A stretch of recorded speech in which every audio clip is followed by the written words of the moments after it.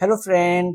तो हम लोगों ने फिजिक्स में प्रकाश का परावर्तन चैप्टर को पढ़ रहा था, जिसमें हम लोगों ने प्रकाश के बारे में पढ़ लिया है कि प्रकाश एक प्रकार का ऊर्जा है जो किसी वस्तु को देखने में सहायता करता है।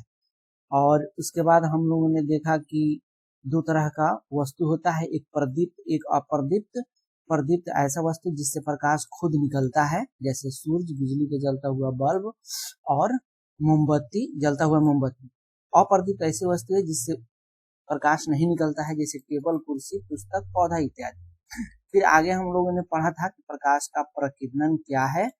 तो इसमें हम लोग देखा था कि प्रकाश, सूर्य से आने वाली प्रकाश किरणें वायुमंडल के ध्रुव कणों द्वारा वो प्रकाश किरणों से ऊर्जा अवशोषित कर लिया जाता है, प्रकाश ऊर्जा अवशोषित कर लिया जाता है और फिर अवशोषित कर लेने के बाद उसी ऊर्जा को चारों तरफ वितरित कर दिया जाता है। ठीक है, इसी ही प्रकाश का प्रकीर्णन कहते हैं। और उसके बाद हम लोगों ने देखा था प्रकाश की किरण क्या है। प्रकाश की किरण पुंज तीन तरह का होता है, एक अपसारी, एक अभिसारी और एक समानांतर। ये शॉर्ट ओवरव्यू आपको मैं दे रहा हूँ। ठीक है, जैसे ये देखिए अपसारी। अपसारी प्रकाश किरण पुंज ऐसा होता है जिसमें प्रकाश किरण किसी एक बिंदु से विभिन्न दिशाओं में फैल जाता है। जैसे अगर आपके पास टॉर्च हो, ये मान लीजिए टॉर्च है, टॉर्च में यहाँ पे बल्ब रहता है। जैसे ही टॉर्च को ऑन करते हैं, इससे प्रकाश निकलता है, इस तरह से एक बिंदु से निकलता है और चारों तरफ फैल जाता है। इस तरह से चारों तरफ फैल जाता है। ऐसे प्रकाश के किरण पुंज को अपसारी प्रकाश किरण पुंज कहते हैं। और अभिसारी प्रकाश किरण पुंज विभिन्न दिशाओं से आकर किसी एक बिंदु पर मिलने वाले प्रकाश किरणों के समूह को अभिसारी किरण पुंज कहते हैं।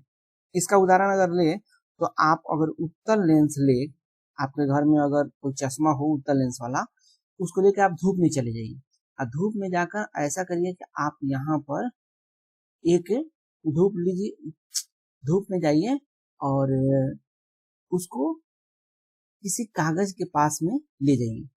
ठीक है, तो होता यह है कि ये जो उत्तल लेंस है, इसका गुण होता है कि सारे प्रकाश किरणों को किसी एक जगह फोकस कर देता है। तो जहाँ फोकस करता है, अगर कुछ देर तक यहाँ पे रखेंगे तो ये आग इसमें लग जाएगा, ये जलने लगेगी। ठीक है, तो ऐसा किरणों का समूह जिसमें विभिन्न दिशाओं से आने वाली प्रकाश किरण किसी एक बिंदु पर मिल जाता है, उसको अभिसारी किरण पुंज कहते हैं। और समानांतर किरण पुंज, जैसे सूर्य है, सूर्य हमारी पृथ्वी से काफी दूर पर है, हमारी पृथ्वी से काफी दूरी पे है। तो सूर्य से जो प्रकाश निकलता है, ऐसे तो चारों तरफ निकलता है, इस तरह से चारों तरफ निकलता है, लेकिन हमारी पृथ्वी तक आते आते एकदम समानांतर लगता है कि हमारे एकदम समानांतर में प्रकाश आ रहा है। तो वैसा प्रकाश किरणों का समूह जिसमें सभी प्रकाश किरण एक दूसरे के समानांतर हो, उसको समानांतर किरण पुंज कहते हैं। फिर हम लोगों ने पढ़ा था पारदर्शी, प्रभासी और अपारदर्शी। तो पारदर्शी ऐसे पदार्थ को कहते हैं जिस पर पड़ने वाली सारा प्रकाश उससे होकर गुजर जाए। यानी ऐसा पदार्थ जिस पर पड़ने वाला सारा पदार्थ नहीं, जिस पर पड़ने वाला सारा प्रकाश इस पार से उस पर चला जाए। यानी यदि किसी वस्तु पर प्रकाश पड़ रहा है, वो पूरा का पूरा प्रकाश वो दूसरे तरफ चला जाता है, तो वैसे वस्तु को पारदर्शी कहते हैं। और प्रभासी ऐसे वस्तु जिस पर पड़ने वाले कुछ प्रकाश को यह अवशोषित कर लेता है और कुछ ही प्रकाश को ये दूसरे तरफ जाने देता है, तो उसको बोलते हैं पारभासी। पारभासी का उदाहरण हम लोगों ने देखा था कि पेपर, जो पेपर तेल में भीग गया हो, वह पेपर, कागज में लगा हुआ तेल, घिसा हुआ कांच और बैलून का रबर, आंख की पलक और बहुत सारा रॉक, दूध, घना धुआं। देखते हैं कोहरा में कुछ दूर तक दिखता है, एकदम पास वाला वस्तु थोड़ा दिख जाता है, ये काफी दूर रहता है वो नहीं दिखता है। ये घना, ये धुआं है, ये जो है ना धुआं है। अच्छा, जब ठंडी के दिनों में दरवाजे पे जब क्या क्या बोलते हैं उसको, लकड़ी वगैरह जलाया जाता है जिसको घूर बोलते हैं, तो वो वहां बहुत सारा धुआं निकलता है।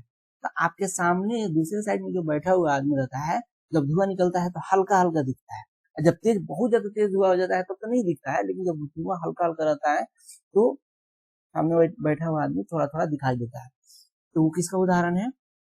तो ये जो घना धुआं जो है वो उदाहरण है आपका प्रकाशी का।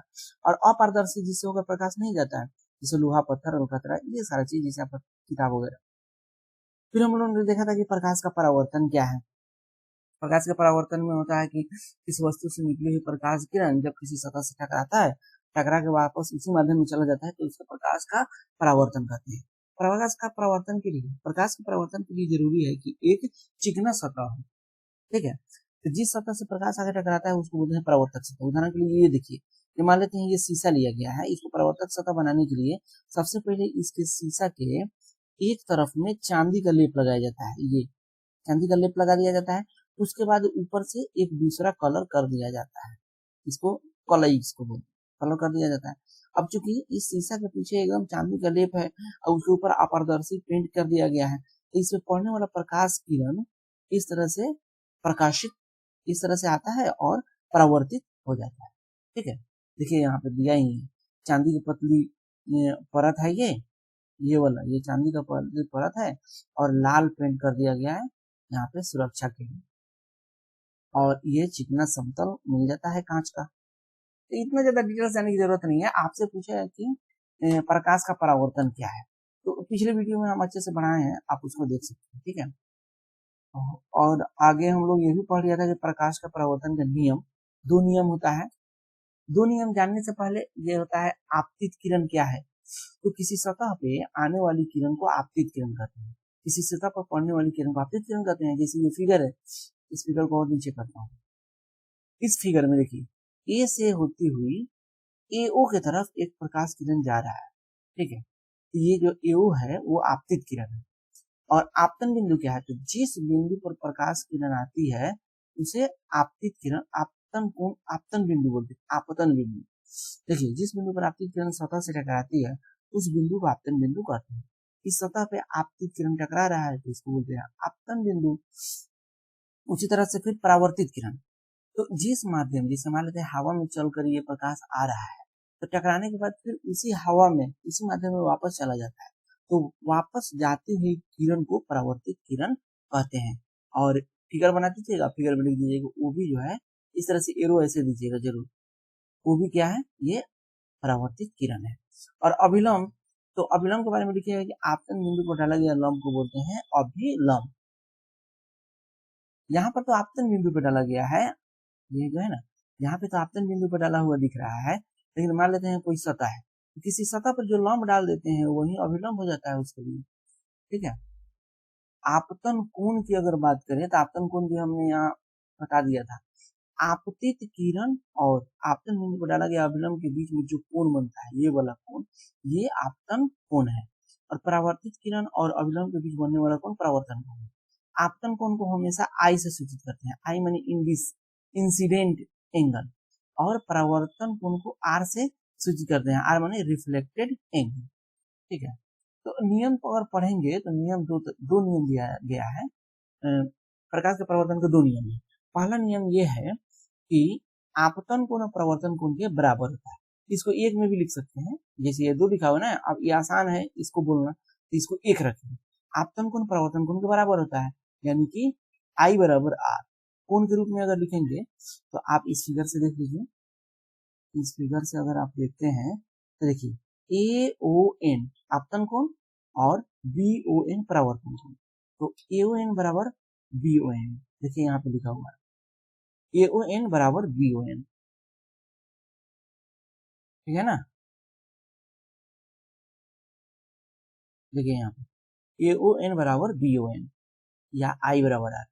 तो आपतन कोण बराबर परावर्तन कोण, प्रकाश के परावर्तन के पहला नियम।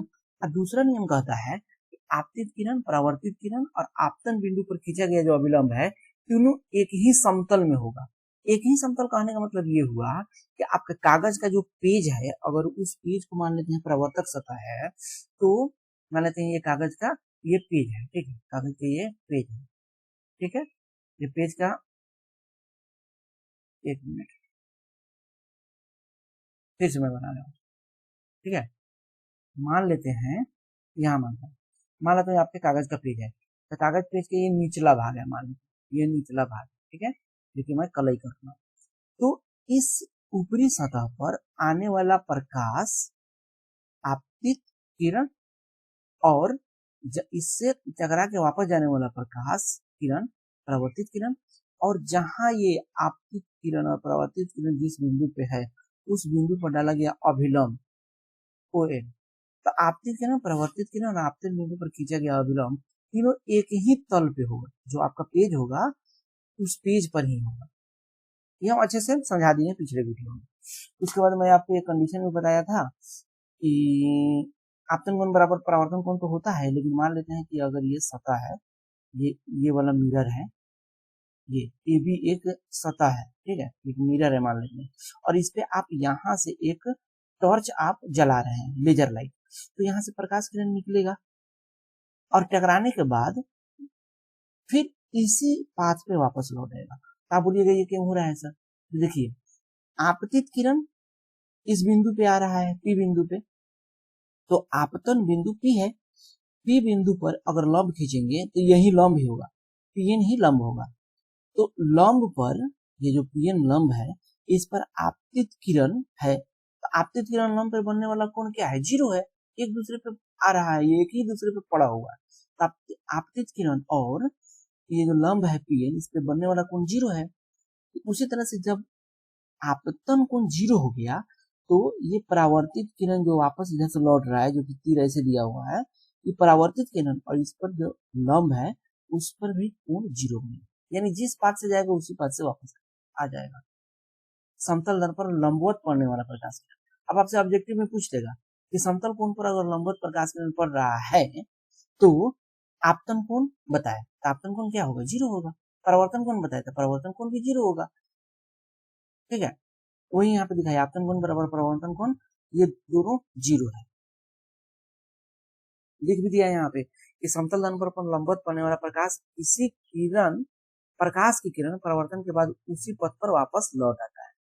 समतल दर्पण पर लंबवत रूप से आने वाली प्रकाश किरण परावर्तन के बाद, यानी इसके टकराने के बाद पुनः उसी पथ पे वापस लौट जाती है, ठीक है। अब हम लोग आज यहाँ से पढ़ने वाले थे कि प्रतिबिंब क्या है। देखिए, पिछला क्लास को ही समझाने में हमको लग गया 12 मिनट। चलिए कोई बात नहीं। जब किसी दर्पण के सामने कोई वस्तु को रखा जाता है तो उसका प्रतिबिंब दिखाई पड़ता है। उदाहरण के लिए आपके सामने जब भी आप समतल दर्पण, घर में रखे हुए दर्पण समतल दर्पण होता है, उसको आप देखते होंगे तो उसमें आपका प्रतिबिंब दिखाई पड़ता है। तो वाकई में होता यह है कि दर्पण के सामने अगर किसी वस्तु को रखते हैं, मान लेते हैं कि ये दर्पण है, ठीक है। ये दर्पण कैसा बना दिया मैं, चलो इस तरह से, ये दर्पण है, ठीक है। ऐसे नहीं बनेगा दर्पण, सिंगल ही बनाऊंगा। मान लेते हैं कि ये दर्पण है, ठीक। इस दर्पण के सामने अगर कोई जलती हुई मोमबत्ती है, ये मान लेते हैं जलती हुई मोमबत्ती है, तो इस जलती हुई मोमबत्ती से प्रकाश निकलकर, विभिन्न दिशाओं से प्रकाश निकलकर, इस तरह से जो जल रहा है लो उससे भी प्रकाश निकलकर, ऐसे भी निकलकर इस दर्पण से टकराएगा। टकराने के बाद ये आर पार नहीं करेगा क्योंकि इधर तो कलई किया हुआ है। टकराने के बाद पुनः किसी नियम का पालन करते हुए वापस उसी माध्यम में लौट जाएगा, उसी माध्यम में लौट जाएगा, उसी माध्यम में लौट जाएगा। ऐसे गया लौट गया, ऐसे आया ऐसे लौट, इधर गया इधर लौट गया, इधर आया इधर लौट गया, इधर गया इधर लौट गया, लौट गया। लेकिन जब हम देखेंगे इसको तो लगेगा ये सब जो प्रकाश है ना, ये प्रकाश वाकई में पीछे से आते हुए दिखाई देगा। यही वजह है कि इसका प्रतिबिंब जितना ये मोमबत्ती दर्पण से आगे है उतना ही पीछे यहाँ पे इसका प्रतिबिंब उतना ही बड़ा बन जाएगा। तो वस्तु के विभिन्न बिंदुओं से प्रकाश की किरण दर्पण पर पड़ता है और परावर्तन के नियमों का पालन करते हुए परावर्तित हो जाता है। इसको एकदम साधारण तरीके से अगर हम आपको बताएं तो मान लेते हैं कि ये दर्पण है, यहाँ पे कोई वस्तु रखा हुआ है, तो इसकी वस्तु से प्रकाश ऐसे, मान लीजिए कि ऊपर वाला सिरा से प्रकाश ऐसे निकला, तो चूंकि ये लंबवत पड़ रहा है दर्पण पे, तो जहां ये जिस पाथ से जा रहा है उसी पाथ से वापस लौट आएगा। लेकिन उसी तरह से मान लेते हैं कि कोई प्रकाश की किरण इधर आया, ठीक है, तो इसी नियम का पालन करते हुए इस तरह से ये परावर्तित हो जाएगा। मान लीजिए यहाँ वाला प्रकाश किरण यहाँ पड़ा, तो इसी नियम का पालन करते हुए ये इधर परावर्तित हो जाएगा। ठीक है, तो ये जो इधर परावर्तित हो रहा है, ये लगेगा कि ये परावर्तित नहीं हो रहा है, एक्चुअली में ये लगेगा किसी दूर से ये आ रहा है, पीछे से आ रहा है। इसी तरह से ये लगेगा कि ये कहीं पीछे से आ रहा है, और ये जो किरण गया है एकदम लंबवत, ये भी लगेगा कि ये कहीं पीछे से आ रहा है, पीछे से। यहाँ पर भी मान लेते हैं कि इस तरह से जा रहा है प्रकाश किरण, तो ये इस तरह से गया, परावर्तित होकर फिर वापस लौट आया, लेकिन ये लौटता है तो लगता है कि ये पीछे से लौट रहा है, और यहाँ पे जितना बड़ा ये वस्तु है उतना ही बड़ा यहाँ पे प्रतिबिंब बन जाता है। इसको बोलते हैं आभासी प्रतिबिंब। क्यों आभासी है? इसलिए ये आभासी है क्योंकि ये वास्तविक रूप से प्रकाश के मिलने से ये वस्तु नहीं बन रहा है, बल्कि ये लग रहा है कि प्रकाश यहाँ से आ रहा है। अब इसको पढ़ेंगे तो आसानी से समझेंगे। वस्तु के विभिन्न बिंदुओं से प्रकाश की किरणें किसी दर्पण में पड़ती है तो परावर्तन के नियमों का पालन करते हुए परावर्तित हो जाती है। ये परावर्तित किरण या तो किसी बिंदु पर मिलती है या किसी बिंदु से आती हुई प्रतीत होती है। तो समतल दर्पण के केस में किसी बिंदु से आती हुई प्रतीत होती है, लेकिन वहीं अगर उत्तल दर्पण की बात करें, उत्तल दर्पण की, तो यहाँ पे अगर कोई वस्तु रखी हुई है तो यहाँ से अगर ये सीधा गया प्रकाश, तो आगे हम लोग पढ़ेंगे कि कैसे प्रकाश इस तरह से मैं बना दिया। एक इस तरह से जाएगा फोकस से होते हुए, और दूसरा इसके प्रकाशीय केंद्र से होते हुए एकदम सीधे जाएगा इस तरह से, और दोनों जहां मिल जाएगा वहीं इसका ये प्रतिबिंब बन जाएगा, इसका प्रतिबिंब ये बन जाएगा। तो ये वास्तविक रूप से कट रहा है, वास्तविक रूप से प्रकाश जाके जहां मिल रहा है वहां पे ये प्रतिबिंब बन रहा है, तो ये वास्तविक प्रतिबिंब। तो दो चीजें हुआ, या तो किसी वस्तु से आती हुई प्रतिबिंब मालूम होता है, या किसी बिंदु पर जाके ये मिल जा रहा है। ये परावर्तित किरणें या तो किसी बिंदु पर मिल जाती है, जैसे यहाँ पे मिल रहा है, या फिर किसी बिंदु से आती हुई प्रतीत होती है, समतल वाले केस। ठीक है, तो अब जाके यहाँ पे हम प्रतिबिंब का परिभाषा आसानी से समझ पाएंगे। किसी बिंदु स्रोत से आते हुए प्रकाश किरणें दर्पण से परावर्तन के बाद जिस बिंदु पर मिलती है या जिस बिंदु से आते हुए प्रतीत होती है, उसे इस बिंदु स्रोत का प्रतिबिंब कहते हैं। ये आप याद कर लीजिए। ठीक है, प्रतिबिंब दो प्रकार का होता है, एक वास्तविक प्रतिबिंब होता है, एक आभासी प्रतिबिंब होता है। वास्तविक प्रतिबिंब के बारे में आप कहेंगे तो देखिए बिल्कुल इसमें बोलेगा कि वास्तविक रूप से मिलता है जाके।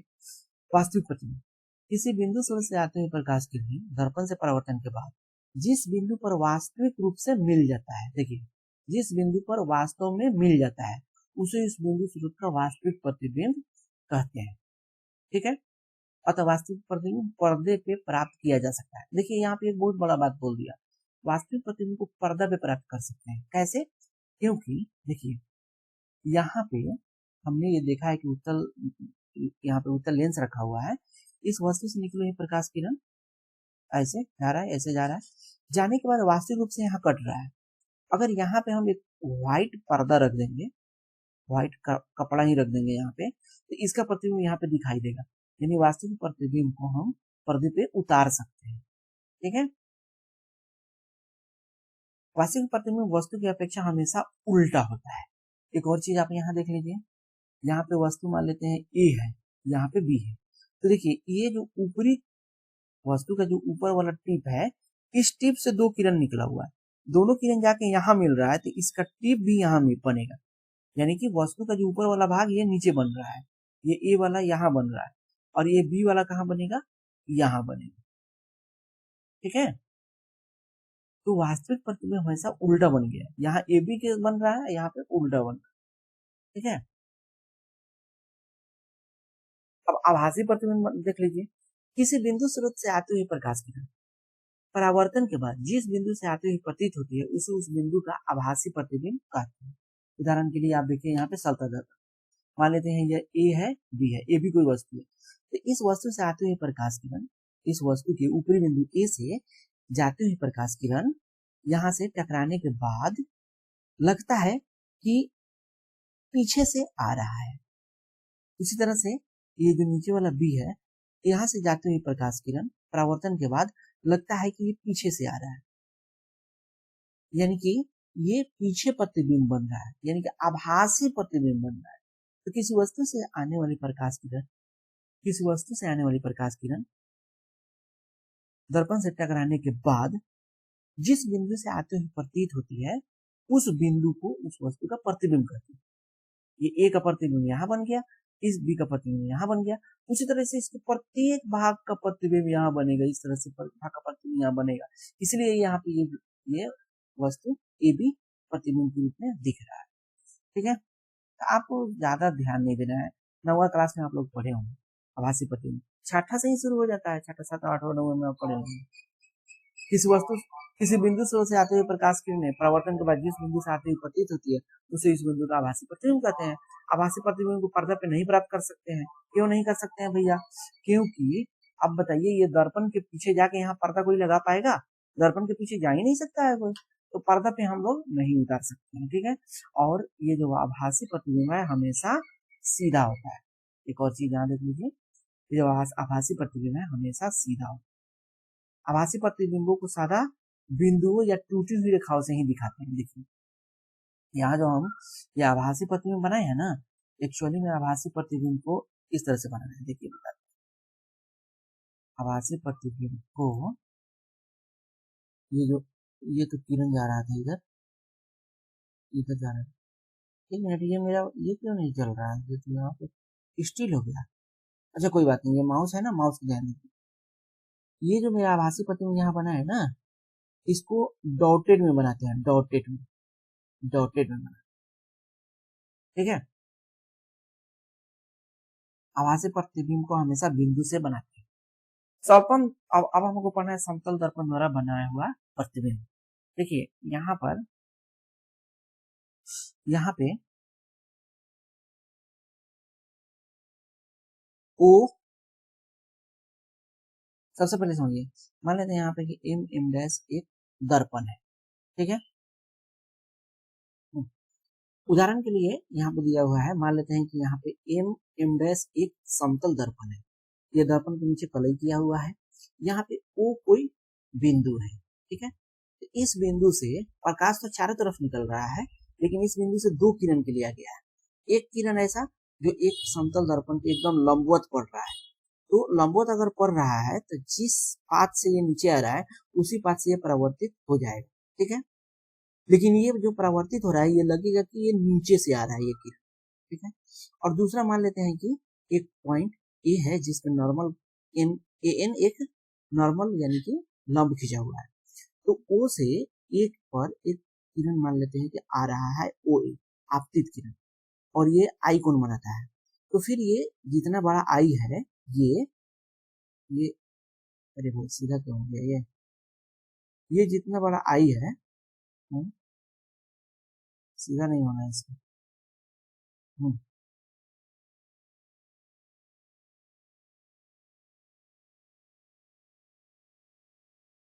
कहाँ गया भाई ड्रॉ, ठीक है, जितना बड़ा ये आई है उतना ही बड़ा ये आर बनाते हुए परावर्तित किरण हो जाएगा। ये भी परावर्तित किरण है, ये आपतित किरण आया ए पे, और ये परावर्तित कोण बनाते हुए ये भी परावर्तित किरण हो गया। ठीक है, ये जो परावर्तित किरण है ये लगेगा कि ये पीछे से आ रहा है, इधर से लगेगा ये पीछे से आ रहा है। तो जहां से आ रहा है ये लगता है, वहीं से ये जो लंबवत रूप से जो प्रकाश का परावर्तन हो रहा है ऊपर, वो भी लगेगा कि नीचे से आ रहा है, ये आई बिंदु से आ रहा है। तो यहाँ पे जो ये आई है ये इस बिंदु पर इस ओ का प्रतिबिंब बन जाता है। बात समझ में आई? जिस बिंदु से ये ए भी परावर्तित होते हुए दिखाई देता है और जिस बिंदु से ये लंबवत रूप से आते हुए प्रकाश किरण का परावर्तन दिखा रहा है, वो बिंदु पर ही इस ओ का प्रतिबिंब एक आई बन रहा है। हो गया, इस तरह से समतल दर्पण में प्रतिबिंब बनता है। अच्छा मान लेते हैं कि हम एक यहाँ पे मान लेते हैं कोई वस्तु, ठीक है, तो यहाँ पर एक लंबवत रूप से आते हुए प्रकाश के ये आपतित किरण है, तो वो वापस जाएगा ये परावर्तित किरण। ये परावर्तित किरण लगेगा कि एकदम नीचे से पीछे से कहीं आ रहा है। ठीक है, और यहाँ से क्या करेंगे, एक दूसरा किरण इस तरह से मान लेते हैं कि ये आपतित किरण है ए पर, तो जितना बड़ा ये कोण बना रहा है उतना ही बड़ा कोण बनाते हुए ये इस तरह से वापस चला जाए परावर्तित किरण। तो ये जो जा रहा है परावर्तित किरण ये लगेगा पीछे से आ रहा है कहीं इस तरह से, कहीं इस तरह से, कहीं पीछे से आ रहा है। तो जिस बिंदु से आती हुई प्रतिबिंब होगी, जिस बिंदु से आती हुई जाती हुई ये किरण दिखेगी, वही बिंदु मान लेते हैं ये बिंदु P है, वहीं पे ये P का प्रतिबिंब बन गया, P का प्रतिबिंब हो गया ये P डैश मान लिया। समझा दिए आपको, आप समझ गए होंगे, ठीक है।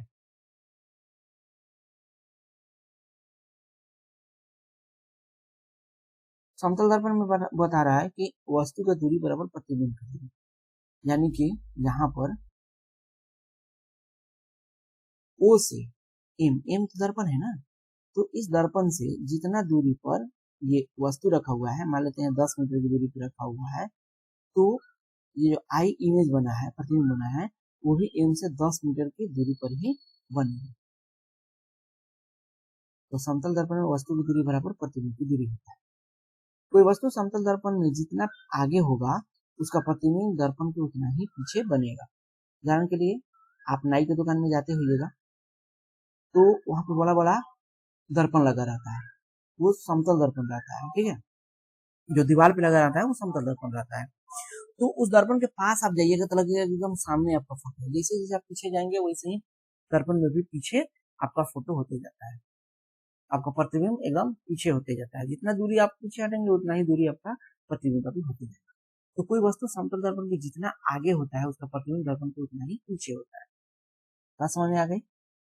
उसके बाद यहाँ पे थोड़ा सा पार्श्व परिवर्तन के बारे में बोल रहा है कि मान लेते हैं कि ABCD जो होता है ना, यहाँ पे R लिया हुआ है, अगर दर्पण में आप देखिएगा तो ये R उल्टा दिखाई, इसको बोलते हैं पार्श्व परिवर्तन। एक्चुअली में देखो, ये जो R है ना, ये R ऐसे हो रहा है। अगर यही R ये आपको ऐसे हो जाता तब तो बिल्कुल उल्टा हो जाता, लेकिन पूरा उल्टा नहीं हो रहा है, इसका दायां भाग बायां, बायां भाग दायां हो जा रहा है। उदाहरण के लिए आप अपने को शीशा में अगर देखेंगे तो अपने दायां हाथ उठाएंगे तो लगेगा कि वो बायां हाथ उठाया है, ठीक है, और बायां हाथ उठाएंगे तो लगेगा दर्पण में जो प्रतिबिंब है वो बायां हाथ उठाया है। तो इस तरह से जब किसी वस्तु का प्रतिबिंब बनता है कि वस्तु का दायां वाला हिस्सा प्रतिबिंब का बायां वाला हिस्सा लगता है, वस्तु का बायां वाला हिस्सा प्रतिबिंब का दायां वाला हिस्सा लगता है, तो उसको बोलते हैं पार्श्व परिवर्तन। ये कोई बड़ा बात नहीं।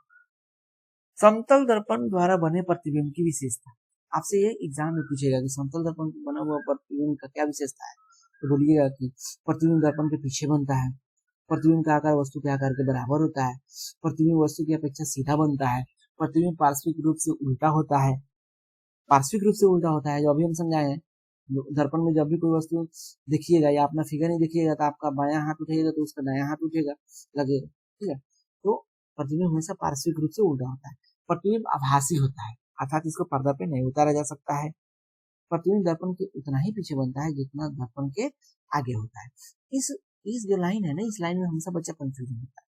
कहने का मतलब यह है कि मान लेते हैं ये दर्पण है, तो दर्पण के आगे वस्तु जितना दूरी पे रहता है, मान लीजिए कि ये 5 मीटर की दूरी पे है, तो वस्तु का प्रतिबिंब उतना ही पीछे बनता है 5 मीटर, ठीक है। यही बात ये बोला है कि किसी दर्पण में उतना ही पीछे बनता है प्रतिबिंब, समतल दर्पण में प्रतिबिंब दर्पण के उतना ही पीछे बनता है जितना वस्तु दर्पण के आगे होता है। वस्तु दर्पण के आगे 5 मीटर आगे है तो प्रतिबिंब भी दर्पण के 5 मीटर पीछे बनेगा, ठीक है। अब अगला हम लोग चैप्टर में पढ़ेंगे, अगला वीडियो में हम लोग पढ़ेंगे वक्र सतह से बना हुआ परावर्तन, यानी कि गोलीय दर्पण वर्पण के बारे में हम लोग पढ़ेंगे।